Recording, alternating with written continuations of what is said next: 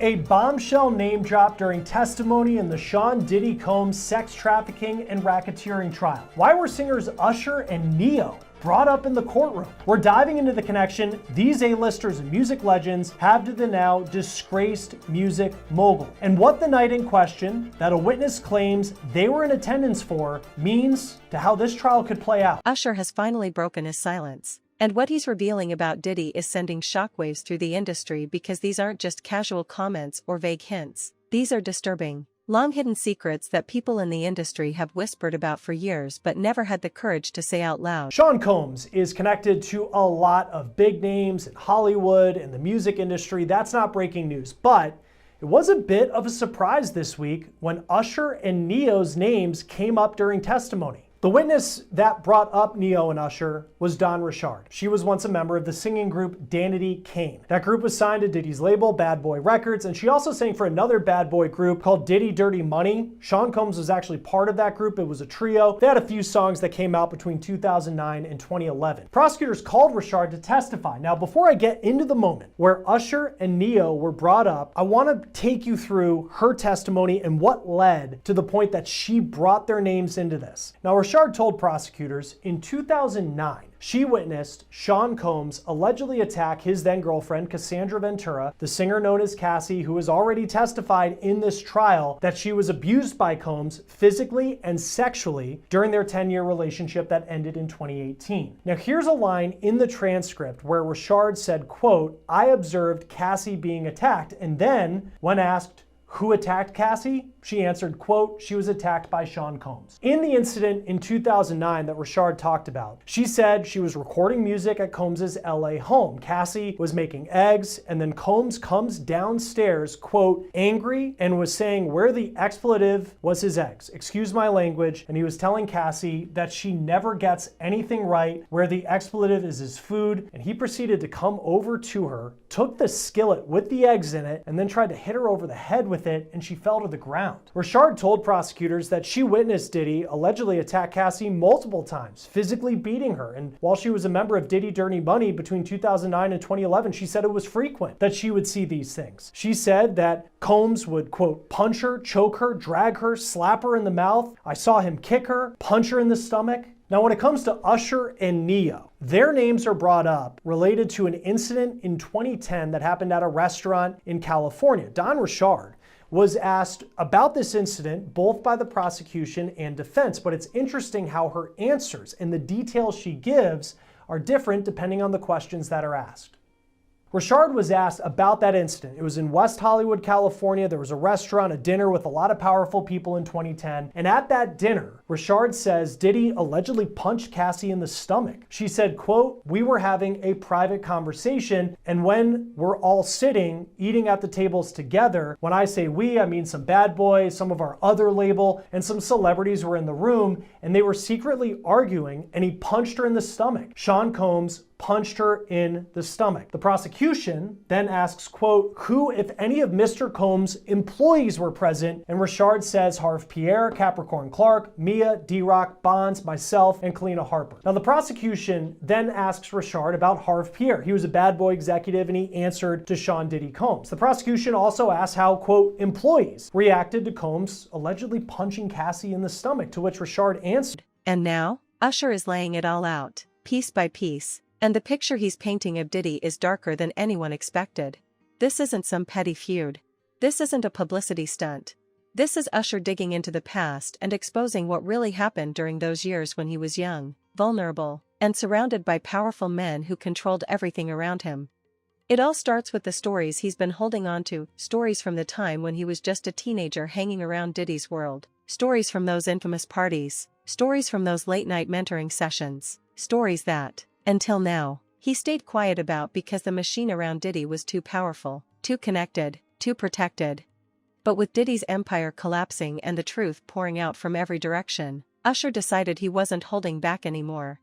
He starts by talking about the environment, the chaos, the unpredictability, the bizarre energy that surrounded Diddy at all times. Usher describes it as something no teenager should have ever been exposed to. He paints a picture of a world where boundaries didn't exist, where grown men acted without questioning. They did ask about bad boy employees who were present at the restaurant, to which Richard named people like Combs, the bodyguard D-Rock, Pierre the executive. But then the defense had their chance at cross-examination, and through their questioning is when we saw those big names drop. The defense asked Richard, please tell me who was all at this restaurant. Richard answers, Harv Pierre, Capricorn Clark, Mia, and myself, Kalina, our bodyguards, which was Bonds, and D-Rock, Cassie. The question continues with the defense asking, you remember who was all there, right? And Richard says, mm-hmm. The defense asks, do you recall alleging several celebrities were actually there? And Richard says yes, and the defense then says, quote, so when the government asked you who was all there, and I asked you who was all there right now, you didn't mention any of the celebrities, right? Right, Richard says. The defense then asks Richard to name the celebrities. And then she says, quote, Usher was there, Jimmy Levine was there, Neo came through. There were a few others too. I don't recall those people, but those are the ones I remember talking to. The defense then pressed Richard a bit, asking why she didn't say those names before when she was asked about who was there by the defense. And Richard says she was just repeating what she told the government in their direct examination.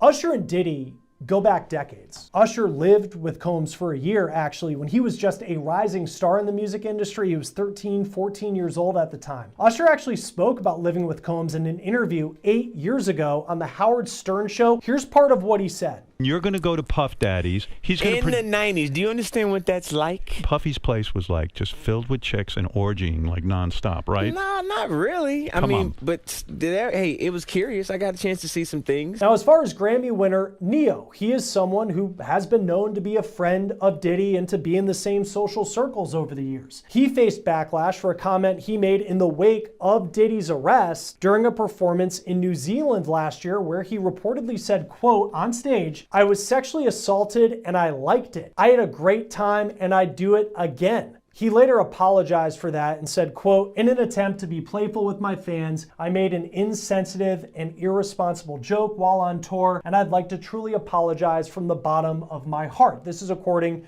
to the UK media outlet, The Metro. Now, the other name that Richard mentioned was Jimmy Levine. He is a music legend. He is known as the co-founder of Interscope Records, so an incredibly powerful person in the music industry. It's important to note that in her testimony, Richard did not specifically say that any of the three actually witnessed that alleged moment where Combs punched Ventura in the stomach, but she did say that they were allegedly there that night. Now, none of the three have released statements since their names were brought up in court. Combs is on trial. He's expected to be on trial for roughly 7 more weeks. He's charged with racketeering, sex trafficking by force, and transportation to engage in prosecution. He has pleaded not guilty. Joining us now once again to talk about this case is former prosecutor and criminal defense attorney Safa Robinson Ferrer. Always great to have you on Law and Crime.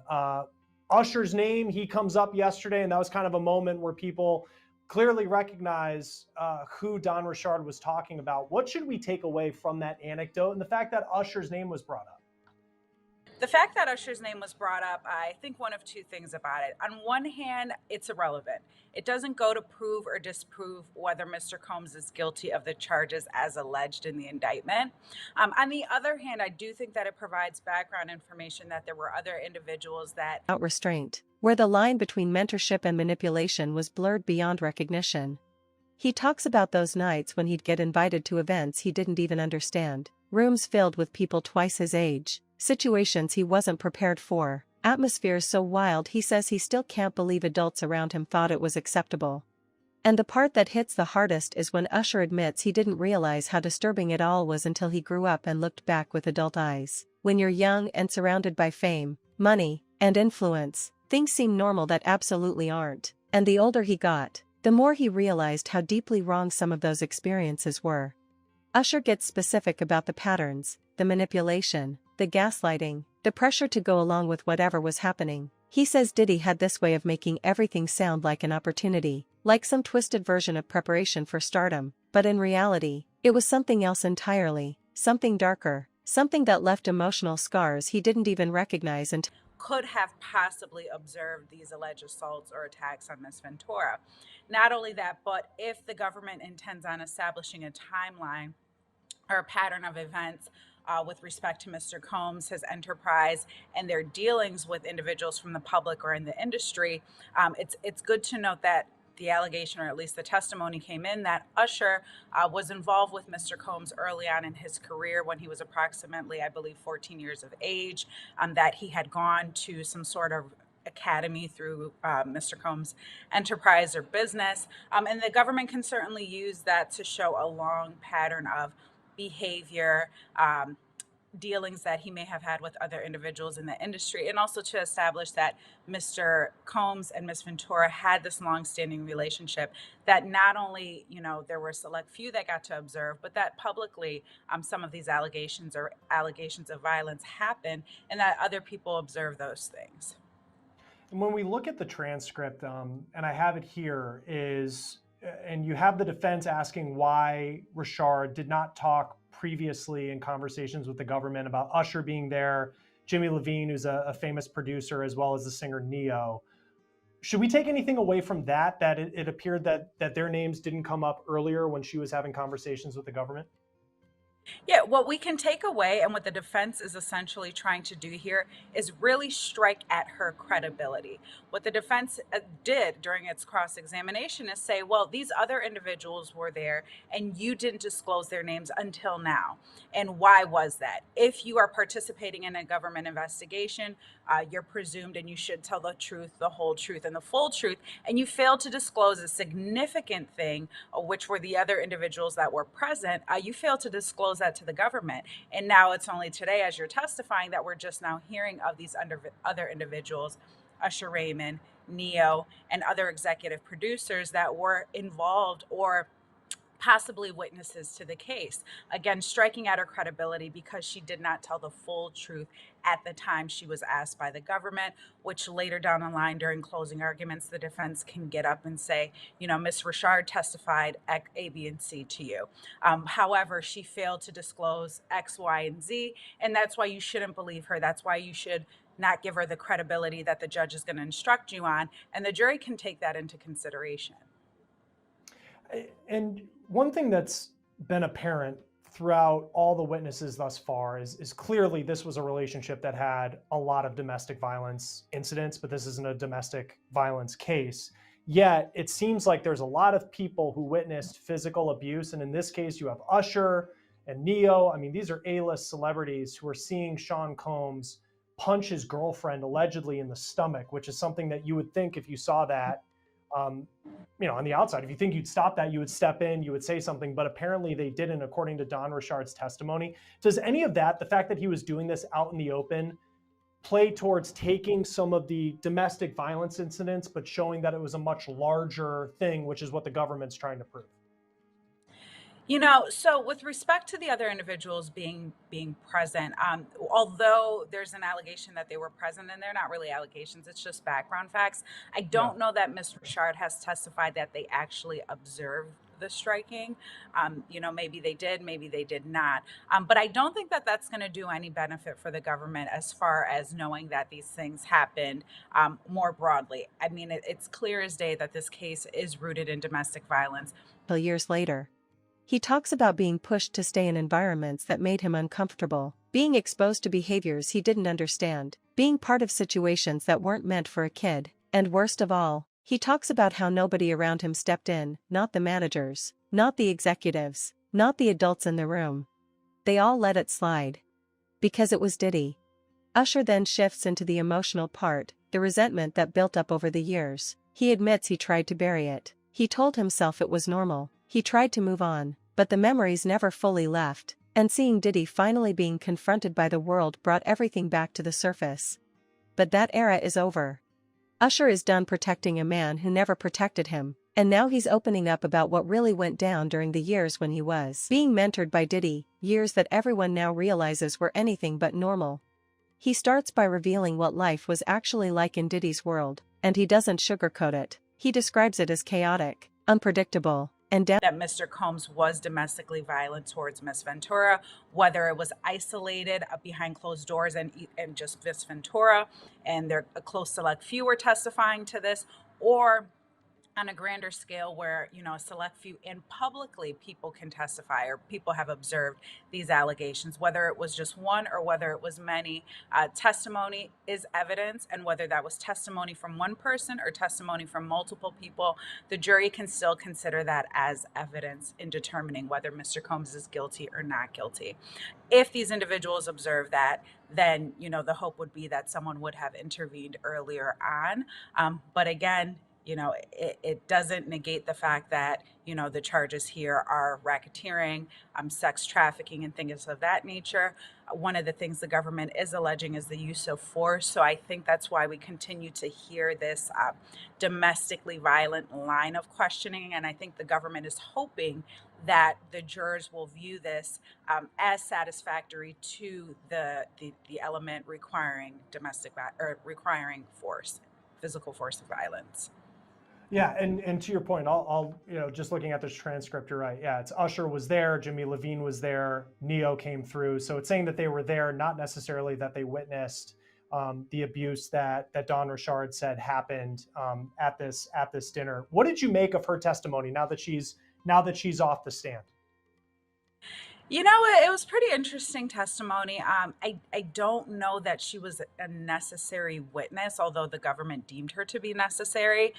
Miss Ventura got on the stand and testified about the abuse, testified about what happened to her. Miss Richard seemingly came up behind her and corroborated for the government those allegations. And I don't think there was even a question about that. The hotel footage came into evidence. Miss Ventura testified, so now Miss Richard is here testifying to more allegations of domestic violence. And the government has to be really careful here, because the way that it is being painted at this point is that this is a domestically violent case, which is true. But the government needs to prove a RICO. They need to prove sex trafficking. They don't need to prove domestic violence, and it can certainly confuse the issues with the jury and ultimately land them in a verdict of not guilty.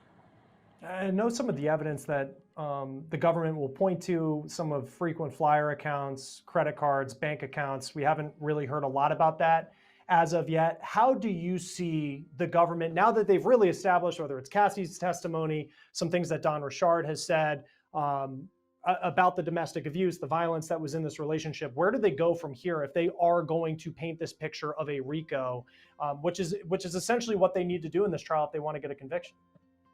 Yeah, so what the government's going to continue to do is put on their witnesses. I think that they got a witness on the stand that worked for Mr. Combs at a certain point in time. That individual also testified to some alleged violent behavior on behalf of Mr. Combs. I think if this individual is still testifying, or as other individuals continue to testify, we will start to hear about transportation with regard to these alleged sex workers. So one of the things that the government has to prove and show is that there was a transportation via interstate commerce, which is a very wide net and catch-all for the government in order to seek a conviction, is that these individuals were transported or traveled via interstate commerce from one state to another. So we may hear testimony about frequent flyer accounts or whoever the individual was that set up. Downright disturbing. A place where nothing was off limits, where boundaries didn't exist, where adults acted like reckless teenagers, and where young artists like him were dropped into situations they should have never been exposed to. Usher says that when he was just a teenager, he was thrown into an environment that was filled with grown men doing things he didn't even have the vocabulary to explain. He talks about those infamous parties, the ones rumored to be wild behind imagination, and for the first time, he confirms that they were exactly as insane as people speculated. He says he walked into rooms filled with people double his age doing things that made no sense to him at the time. He describes moments where he felt trapped, confused, and overwhelmed, but because Diddy was this massive figure in the industry, he felt like he had to just go along with everything. And that's the part that hits hardest. He admits that he didn't even know he could say no. Usher talks about how Diddy had a way of manipulating young artists, making them believe that all this chaos was part of the journey, part of learning the game, part of becoming a star. these or purchase these plane tickets, or if they flew private, whoever set up the transportation and travel may ultimately testify. We might hear from them to further establish that this was a sex trafficking case. And on the interstate commerce charge, if they were to buy an escort from Miami and fly them to New York, would that be considered interstate commerce? That would be. So the train, or excuse me, not the train, the plane traveling from Miami to New York is an indication that this was via interstate commerce because it's going from one state to another. Even if they traveled via train or via car, going across state lines would satisfy that factor. We've seen Cassie's off the stand, but whether it's Don Richard's testimony, David James, who's the former personal assistant, he's talked about Cassie as well. What do you make at this point, seeing how the testimony's going, that the government decided to have Cassie early on in this trial as opposed to building up to her testimony at the end? You know, I'm always in favor, as a former prosecutor, I'm always in favor of putting my victim on last if I can, because her words will echo to the jury indefinitely. You know, yes, she could have testified early and people will tend to remember what they've heard early on and later in the game. But I think here it's really impactful to build up the puzzle, these other individuals who were involved, and ultimately get us to Miss Ventura, who, you know, will testify as to what specifically happened. And the jury is going to be more likely to remember her testimony, especially compelling testimony, if she is the last and key witness. And there would have been a buildup that the government would have made to her testimony. Now, it doesn't mean that they can't come back guilty because she did testify early on, and now these individuals that are testifying are further establishing what happened. That's just a personal preference and what the government ultimately deemed as the best way to, you know, put their witnesses on. And also, Miss Ventura is pregnant, heavily pregnant. They didn't want to run the risk of her going into labor later on during the trial and not being able to be present to testify. So I think that they did have to get her out of the way early. My preference just would have been to put her on later if I was the prosecutor on the case. We've seen a couple cross-examinations from Sean Combs' defense team. How would you say they're doing thus far? I think they're doing a great job. I think that the defense is eliciting facts or alleged facts that the prosecution has kept out so far. And one of the things that we always discuss, you know, in trial practice is you never want the jury to find something out from the other side. If you have bad facts for your case, you want to get them out there and do away with it and show them it's not a big deal. Yes, she may not have disclosed certain information previously, and I can explain later as to why, but you really want to get those bad facts out of the way. And I think that at least some of the testimony that I've seen or heard is that, you know, when these when the prosecution witnesses are testifying under cross-examination, the defense is getting out facts that really kind of hurt the prosecution. I think that with Ms. Richard's testimony, she testified that, you know, she had been working with Mr. Combs, that she observed these allegations of violence and things of that nature. But then later down the line, she goes to work for him and works in a musical group with him and another individual. We didn't hear that under the direct examination. We heard that under cross-examination. And I think that those are the things that the government needs to be mindful of because they do seem to be surprising facts as the defense brings them out during cross-examination. And they don't want to turn the jury off, and they don't want to hide anything from the jury. Says Diddy framed it as mentorship, as exposure, as opportunity, when in reality, it was something darker, something twisted, something that still messes with him when he thinks back on it. And then Usher drops the details that make everything click. He says there were nights when he was put into situations that no teenager should have ever been in. He says grown adults around him ignored the obvious. They didn't protect him. They didn't question anything. They let a child walk into an adult world because it was Diddy's world, and in Diddy's world, nobody said no. He talks about seeing behaviors he didn't understand but instinctively knew were wrong. He describes being ushered from one room to another, hearing conversations he wasn't meant to hear, witnessing things that left mental scars he didn't fully process until he became an adult. Usher admits that for years he downplayed it. He tried to convince himself it was normal. He tried to pretend the memories didn't affect him. He tried to push it out of his mind because the industry was built on protecting people like Diddy, not the kids who got caught in their a little bit startled, and he said, like, no, I like this SH, you know what the rest of the word is.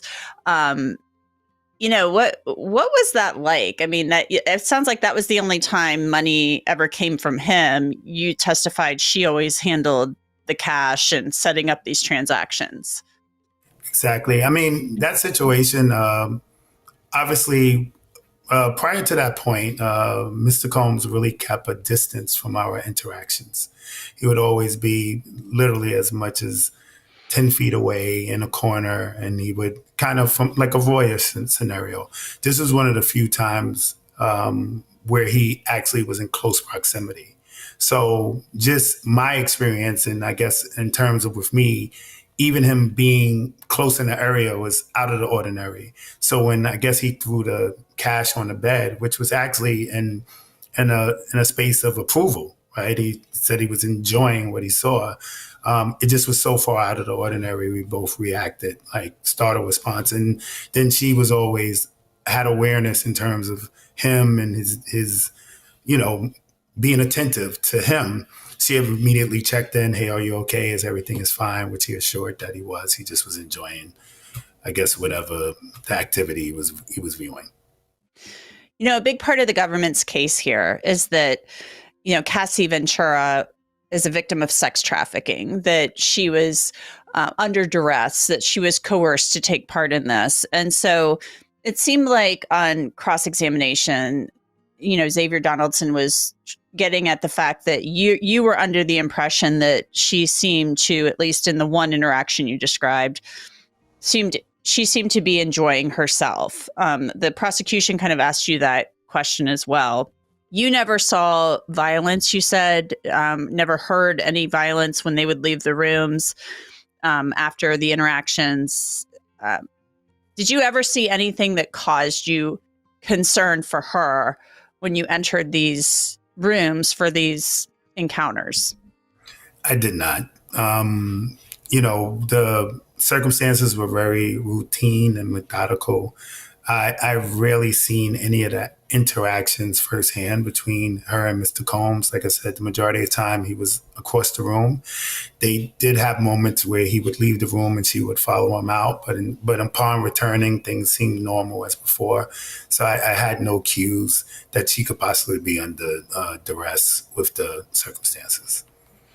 And I know that Meredith Foster asked you about, there were times where Cassie Ventura would wince or sigh, I think were the words you used, when Sean Combs would give the instructions. I mean, did the wincing and sighing, could you elaborate on that a little more? I mean, what was your impression of that? Yeah, so the wincing and sighing was to the specific directions, but my honest assessment of it was some of the directions were very specific. Move this to the right, move this to the left, and they can come repetitively to kind of get the perfect scene, the perfect angle. And I viewed it at that time as just frustration. We're in a sexual and trying to create a sexual orbit. But now, with Diddy under fire from all directions, with survivors coming forward, with lawsuits piling up, with the world finally seeing the patterns that were hidden for too long, Usher says he can't stay silent anymore. He says he's speaking up because he owes it to himself, he owes it to the people who were hurt, and he owes it to the truth. And what he's saying validates so many whispers that people dismissed as rumors. He's confirming the culture, the behavior, the manipulation, the darkness that followed Diddy everywhere he went. And the part that sends shockwaves through the industry is when Usher hints that this is just the beginning. He says there are things he still hasn't talked about, stories he's not ready to reveal, details that would expose even more of what was happening behind the scenes. But the way he phrases it makes it clear that those secrets are coming. It's only a matter of time. Because once Usher opened that door, there's no closing it again. He says the reason he's talking now is simple. He's tired of protecting people who never protected him. He's tired of being quiet while others come forward with stories that line up almost exactly with what he lived through. He's tired of pretending the past was harmless when he knows it wasn't. He didn't go into every detail, not yet, but the way he talked, the tone in his voice, the weight behind every word, made it clear he's holding on to stories he hasn't told anyone publicly, stories that could change the way people see Diddy forever, stories that explain why so many young artists walked away from Diddy's circle broken, confused, or traumatized. And the industry is listening. Because when someone like Usher, someone who has maintained his reputation, stayed quiet, and avoided scandals his entire career, finally speaks up, it means the truth is too big, too heavy, too undeniable to stay buried any longer. Usher isn't just sharing memories. He's confirming what people have suspected for years. He's validating the whispers. He's exposing the culture. He's naming the darkness that followed Diddy everywhere he went. And the most unsettling part? You can tell he's not done. Not even close. More details are coming. More truth is on the way. And if what he said so far is just the beginning, then the full story is going to blow the entire industry wide open.